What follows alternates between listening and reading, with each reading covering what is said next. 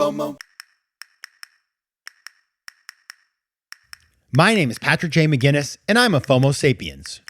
And since you're here, I'm going to bet that you are too. And when you're like us and Monday comes around, you don't dread the new week. No, you wake up every Monday morning knowing that this week might just be the best one yet. This is FOMOnday, the snackable show that starts your week right with hot takes, life hacks, listener mail, and even some FOMO therapy.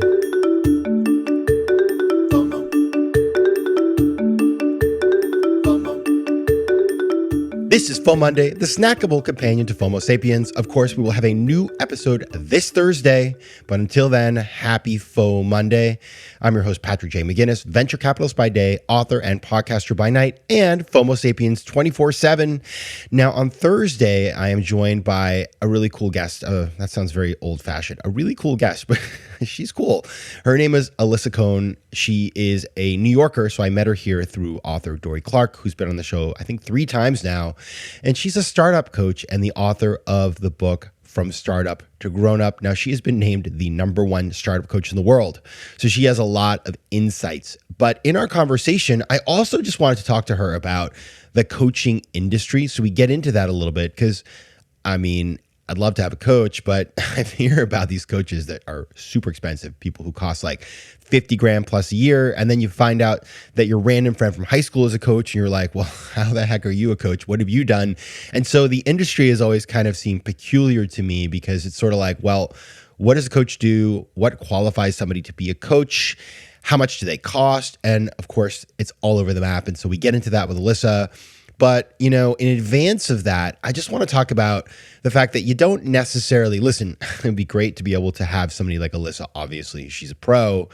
But if you can't, you don't want to spend the money, you can't spend the money, or you're just not sure, there are lots of ways to find a coach for free. Okay. And so that's what I want to talk about on today's FOMOnday. How can you find a coach even for free? That is the subject. So let's get into it. All right. So I have 8 things to say today. Let's start with number 1. Before you get a coach, figure out where you need help, right? So listen, having a coach just because you have many things going on in your life is great. But at the same time, knowing what you want to get out of the entire experience is very helpful. And so just knowing and being honest with yourself, and that can be kind of difficult, right? But say, I need a coach because I hate my job.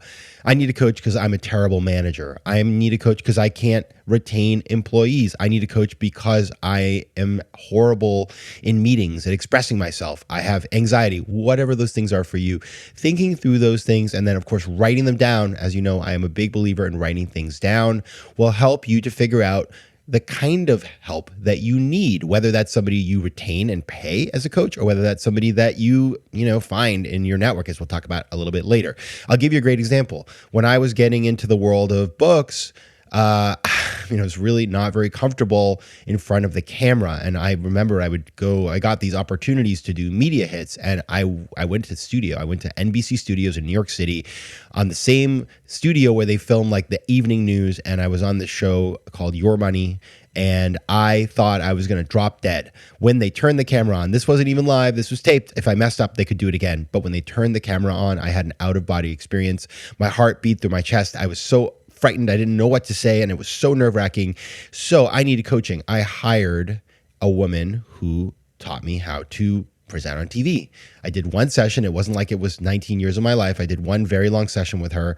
I went and did it in London because it was cheaper, actually. My agent at the time knew this woman who did all the BBC people. And when I priced it out, I mean, she was literally a fraction of what they would have charged me in New York City. And having done that, I fixed my problem. And so that was a real weakness I knew I had. I addressed it, and not that I'm perfect, but I definitely don't have that stress anymore. So number 1 is figuring out where you need the help. Number 2, learn how to ask for help. And this gets into the world of, hey, I don't want to pay for a coach, but I need coaching, right?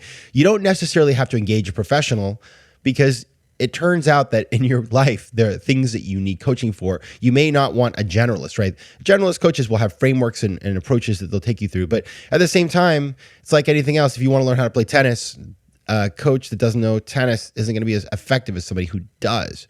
And so learning how to ask for help once you've identified people that could help you is really hard. And I'm horrible at that. I am the worst. I don't know why I'm so bad at asking for help, but it is taking me my entire life to feel comfortable being vulnerable enough to say, I need help with this. It's something that I super acknowledge. I don't know what that comes from. I guess maybe a childhood of trying to be very self-sufficient. I'm just like getting into a therapy session with you guys today. But anyway, it's a problem. And so I have practiced actually asking for help. And it's super awkward. I'm going to tell you. There's a guy named Charlie who is a friend I met through some work in New York, and he's older than me and super accomplished, and kind of I look up to him and I think he's just a really impressive person. He runs a business, and I kind of wanted him to be my mentor, and I didn't know how to go about that. So one day we were having drinks, and I just said, like, blurted out like a weirdo, hey, Charlie, will you be my mentor?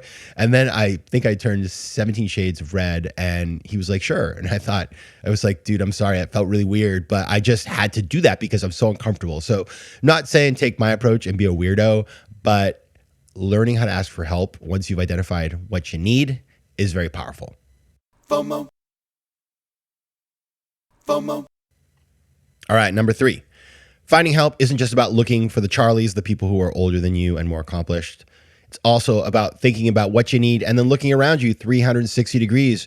Some of my biggest learnings in life come from people who are younger than me and less experienced, but have knowledge about a thing I don't know about. For example, I had to set up a crypto wallet. You know who does that all the time? You can ask a 19-year-old. I found this guy, Bruno, who works at the VC fund that I'm involved with, and he knows all that stuff. And so I was like, Bruno, help me set up my MetaMask wallet. And he helped me. So had I asked Charlie, he probably been like, what the heck are you talking about? What is MetaMask? So that's the kind of stuff that sometimes you will find in life that the younger folks have insights. And it's always, I think it's really good to have like some sort of like person in your life, whether it's your child or an associate, business associate, somebody who you can talk to really honestly and just say like, can you explain this meme to me? Because you just want to know, you want to be current, you want to be connected with what's happening right now. And so definitely don't just look up, look all around for help. Number 4, look to the great thinkers. You don't necessarily have to know people to get their advice. So you can read books, you can listen to podcasts. That's really powerful. In fact, some of the most insightful coaching I've gotten in my life is from a book that I've read by somebody I respect and admire.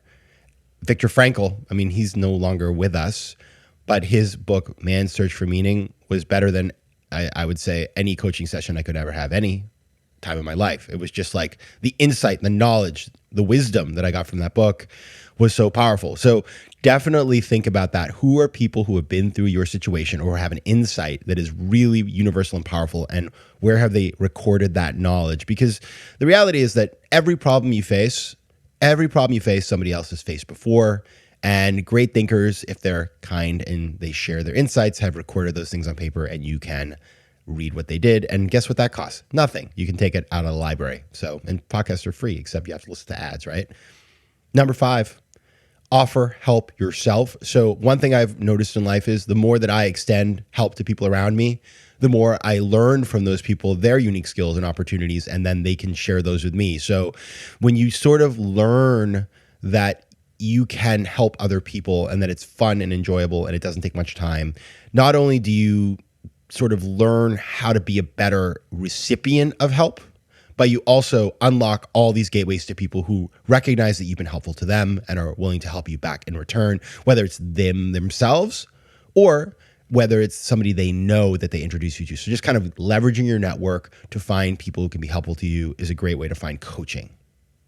Now, number 6, you don't have to just figure this out on your own. And one of the things that we forget about is if you went to college or you worked at some big company, they have resources that you can tap into. It is a huge investment that they make, right? I look at my alma mater, the 2 schools I went to, they have like a whole alumni career services thing. They're constantly offering up, hey, if you need coaching. And in fact, my grad school offers up like these people who will coach you for free. They will meet with you. They will do all the things a coach does. And it's totally, totally free. Now, maybe not every school offers that, but I can tell you it's very common. In fact, a lot of times too, companies, they have people on staff in HR that offer coaching. There's all kinds of development, or they pay for it. So definitely think about that too. If you're like, listen, Patrick, all the stuff you're saying is nice, but I kind of want to work with somebody who is, a trained professional in career coaching, hit up your university, hit up some company that you work for in the past or in the present, because even companies now have alumni programs, like JP Morgan, where I work, has a whole alumni thing that they do. And you can leverage that. And it's awesome because it's free and they have deep resources that you wouldn't just get if you were asking around. So it can be a great way to sort of up your game when you're looking for coaching. Now, number 7, this is another way to get value for money. Find somebody who is training to be a coach. So I've had a couple of friends who have trained to be coaches. And this whole coaching thing, as we talk about on Thursday, there are some licensed coaches. There's like a whole licensing thing around it that, not everybody does apparently, but it is a thing in the industry. And so if you look at that, when somebody is trying to get their licensing, they actually have to do like pro bono work or deeply discounted work. So you can find somebody who just wants to get in the hours that they're like, listen, I got to do 50 hours of consultations before I can apply for my license. And they will do it at a very low rate or for free. And so hit those people up, ask around, and you can be, it's an experiment. Obviously, they're not going to be super experienced, but they have done the training. So they understand the frameworks. They know how to take you through. And it can be a great way to get help on the cheap and also help somebody to get their licensing. And they will always remember you. Finally, bartering.